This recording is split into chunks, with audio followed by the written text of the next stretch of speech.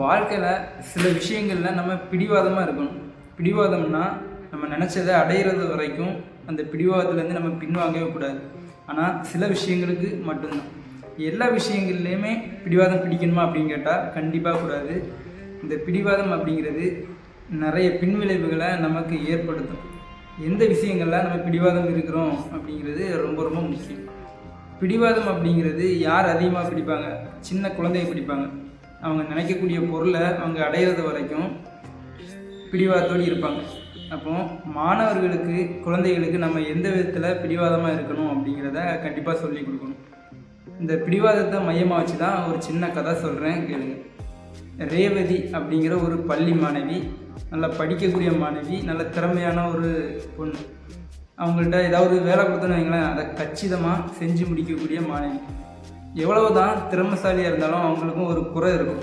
அப்படி பார்க்கக்கூடிய சமயத்தில் இந்த ரேவதிக்கும் ஒரு குறை இருந்துச்சு. அது என்ன குறை அப்படின்னா பிடிவாதம் தான். அவள் ஏதாவது ஒரு விளையாட்டு பொருள் வாங்கி கேட்டான்னு வைங்களேன், உடனே வாங்கி கொடுக்கணும். ஏதாவது பரிசு பொருள், ஏதாவது விளையாட்டு பொருள் அப்படி எது கேட்டாலுமே உடனே வாங்கி கொடுக்கணும். அப்படி இல்லைன்னு வைங்களேன், பெரிய பிரச்சனையே ஆயிரும். ரேவதியோட பிடிவாத குணம் அவங்க பெற்றோர்களுக்கு ஒரு பெரிய தலைவலியாகவே இருந்துச்சு. அப்போ ரேவதியோட பிறந்தநாளும் வருது. அந்த ரேவதி அப்படிங்கிற மாணவி ஒரு விலை உயர்ந்த கடிகாரத்தை பார்த்து வச்சுருந்தா, இந்த பிறந்தநாளுக்கு எனக்கு இதை வாங்கி தந்தே ஆகணும் அப்படின்னு. இப்போ அவங்க அப்பாவும் சொல்கிறாரு, வருமானம் இல்லைம்மா, இந்த தடவை என்னால் இந்த கடிகாரத்தை வாங்கி தர முடியாது, அடுத்த பிறந்தநாளுக்கு உனக்கு நான் கண்டிப்பாக வாங்கி தரேன் அப்படின்னு சொல்லிட்டு. அவளை என்ன சொல்கிறா, அதெல்லாம் முடியவே முடியாது, நான் ஸ்கூலுக்கு இப்போ போகிறேன், நான் வரக்கூடிய சமயம் கை கடிகாரம் வீட்டில் இருக்கணும், அப்படி இல்லைன்னா பெரிய இதாயிரும் அப்படின்னு சொல்லிட்டு எச்சரிச்சுட்டு அந்த பொண்ணும் பள்ளிக்கூடத்துக்கு போயிடுது. அவங்க அம்மாவுக்கு பெற்றோர்களுக்கு ஒரே வருத்தம்.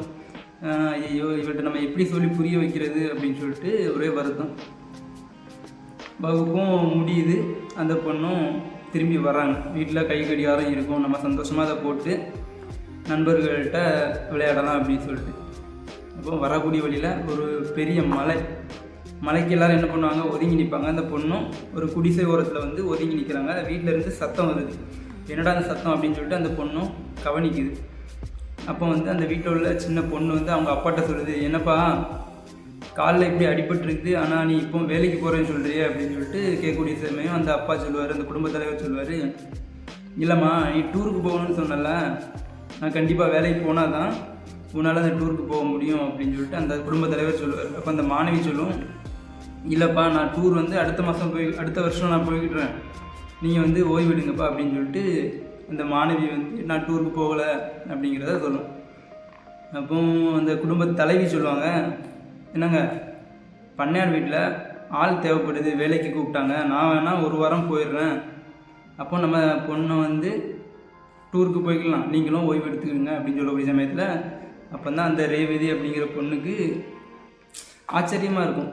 என்னடா இது, இந்த பொண்ணு டூருக்கு போகணுன்னு ஆசைப்படுது, ஆனால் அவங்க அப்பா வேலைக்கு போகண்டாம் அப்படின்னு சொல்லிட்டு அந்த பொண்ணும் சொல்லுது, அந்த அம்மாவும் இறங்கி நான் வேலைக்கு போகிறேன் அப்படின்னு சொல்லுது அப்படின்னு பார்க்கக்கூடிய சமயத்தில் ஆச்சரியமாக இருக்குது அந்த பொண்ணுக்கு. அப்போ தான் புரியுது, அப்போ நம்மளோட பிடிவாதம் நம்ம பெற்றவங்களை எந்த அளவுக்கு பாதிச்சிருக்கோம் அப்படின்னு சொல்லிட்டு. அதனால் மனம் மாறுறா, வீட்டுக்கு சந்தோஷமாக போகிறா. அவங்க அப்பா அம்மா பயத்தில் இருக்காங்க, நம்ம பொண்ணு என்ன பண்ண போகிறா அப்படின்னு சொல்லிட்டு, சரி நம்ம அதை காரணத்தை சொல்லி விளக்கலாம் அப்படின்னு சொல்லிட்டு ரேவதி அப்படி கூடக்கூடிய சமயம் அந்த பொண்ணு சொல்லிடும், இல்லைப்பா கை கடிகாரம் நம்ம அடுத்த பிறந்தநாளுக்கு நம்ம வாங்கிக்கலாம் அப்படின்னு சொல்லிட்டு அந்த பொண்ணு அடுத்த வேலையை கவனிக்கும். அதை பார்த்தோன்னே அவங்க பெற்றோர்களுக்கு ரொம்ப சந்தோஷம், என்னடா இது அப்படின்னு சொல்லிட்டு. இப்போ பிடிவாதம் இல்லாமல் அந்த பிறந்தநாளை அந்த பொண்ணு கொண்டாடும். அந்த பிறந்தநாளுக்கு அன்னையிலேருந்து அந்த ரேவதி அப்படிங்கிற ஒரு பொண்ணு பிடிவாதம் இல்லாமல் சந்தோஷமாக வாழ்ந்து வந்துட்டுருக்கோம். அப்போ குதிரை இருக்குல்ல, அந்த குதிரைக்கு ஏன் நம்ம கடிவாளம் போடுறோம்? அப்போ தான் இந்த கடிவாளம் போட்டால் தான் அந்த குதிரையை நம்ம கட்டுக்களை வச்சுக்க முடியும். அதே மாதிரி தான் நம்ம பிடிவாதம், ஒரு கடிவாளம் போட்டு நம்ம கைக்குள்ளே வச்சுக்கணும். எந்த விஷயத்தில் நம்ம பிடிவாதத்தை பிடிக்கணும், எந்த இதில் பிடிக்கக்கூடாது அப்படிங்கிறது ரொம்ப ரொம்ப முக்கியம்.